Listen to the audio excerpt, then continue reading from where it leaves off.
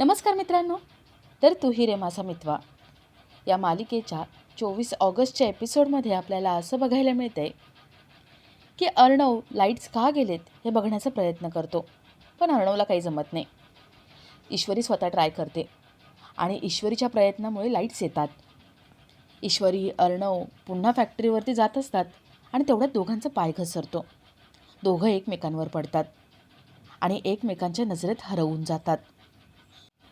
तर थोड्या वेळाने लाईट्स आल्यावर सगळे पुन्हा जोमाने काम करतात आणि अर्णवची ऑर्डर पूर्ण होते.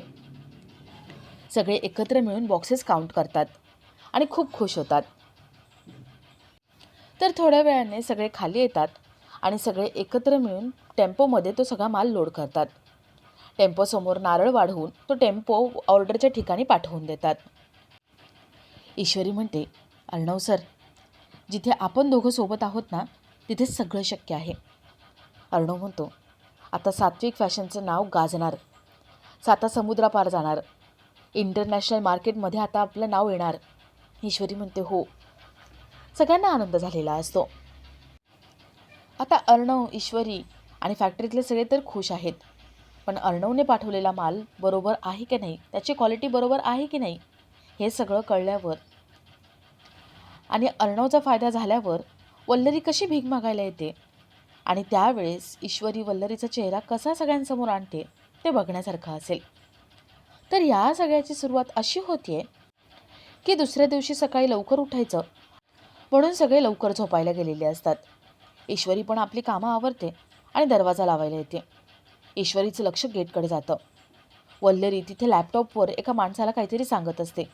पटापट डेटा रिकवर कर म्हणत असते. ईश्वरी मनात म्हणते, मामी गेटजवळ काय करतायत? ईश्वरी वल्लरीकडे येते आणि वल्लरीला आवाज देते. वल्लरी घाबरते. तिथे ठेवलेल्या चिठ्ठ्या ती पटकन उचलते. वल्लरी विचारते, तू इथे काय करतेस? ईश्वरी म्हणते, मामी, अहो मी दरवाजा लावायला आले, तुम्ही दिसलात. तुम्ही इथे काय करताय? आणि हा मुलगा कोण आहे? वल्लरी थाप मारते. वल्लरी म्हणते, अगं आता ना हल्ली झोपताना सिरीज बघायची सवय लागली आहे. सिरीज बघितल्याशिवाय झोपच येत नाही आणि त्यात माझा हा लॅपटॉप तो बिघडला आहे, म्हणून ह्याला बोलवलं रिपेअर करायला.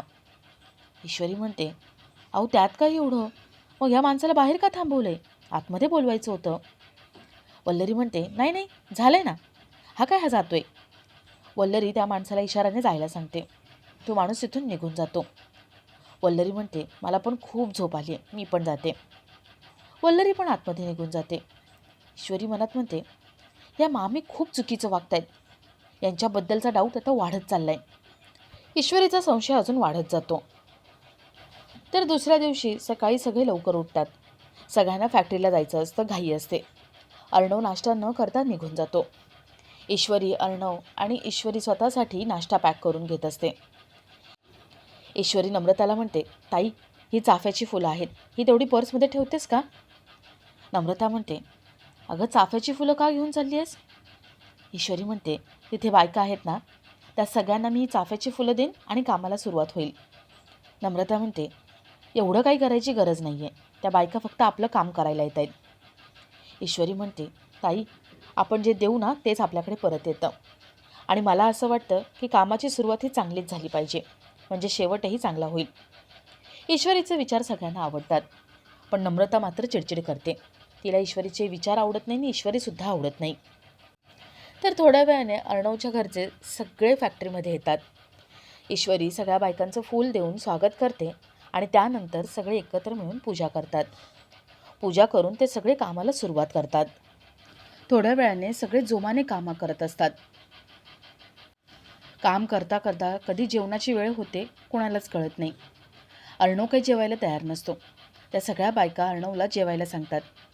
अर्णव सगळे इन्सिस्ट करतात, म्हणून 10 मिनिटासाठी ब्रेक घेतो आणि सगळ्यांसोबत जेवतो आणि पुन्हा काम चालू होतं. टार्गेट पूर्ण व्हायला अजून 900 बॉक्सेस बाकी असतात. अर्णवला टेन्शन येतं. तो पुन्हा सगळ्यांशी बोलून घेतो आणि सगळेजण परत काम करतात. काम करत असताना 50 पीसेस बाकी राहतात आणि तेवढ्यात लाईट्स जातात.